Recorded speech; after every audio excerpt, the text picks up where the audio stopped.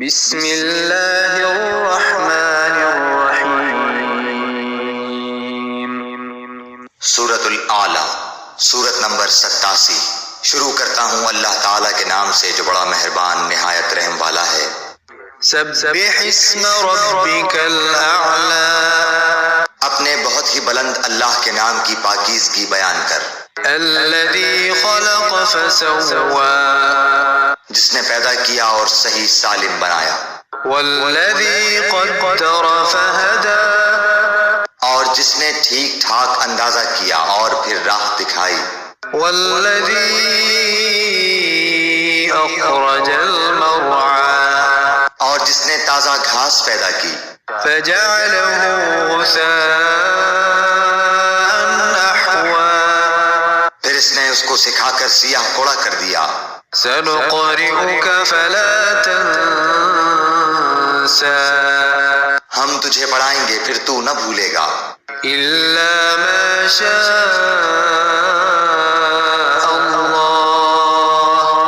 انه يعلم الجهر وما يخفى، مگر جو کچھ اللہ چاہے وہ ظاہر اور پوشیدہ کو جانتا ہے۔ وَنُيَسِّرُكَ لِلْيُسْرَى، ہم آپ کے لیے آسانی پیدا کر دیں گے۔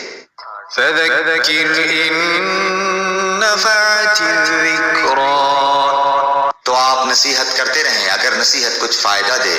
سَيَذَّكَّرُ مَن يَخْشَى، ڈرنے والا تو نصیحت لے گا۔ وَيَتَجَنَّبُهَا الْأَشْقَى، ہاں بدبخت اس سے گریز کرے گا۔ الَّذِي يَصْلَى النَّارَ الْكُبْرَى، جو بڑی آگ میں جائے گا۔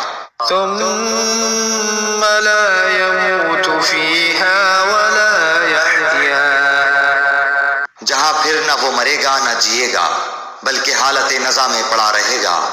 قَدْ أَفْلَحَ مَن تَزَكَّى، بے شک اس نے فلاح پالی جو پاک ہو گیا۔ وَذَكَرَ اسْمَ رَبِّهِ فَصَلَّى، اور جس نے اپنے رب کا نام یاد رکھا اور نماز پڑھتا رہا۔ بل تؤثرون الحیاة الدنیا، لیکن تم تو دنیا کی زندگی کو ترجیح دیتے ہو۔ والآخرة خیر وأبقى، اور آخرت بہت بہتر اور بہت بقا والی ہے۔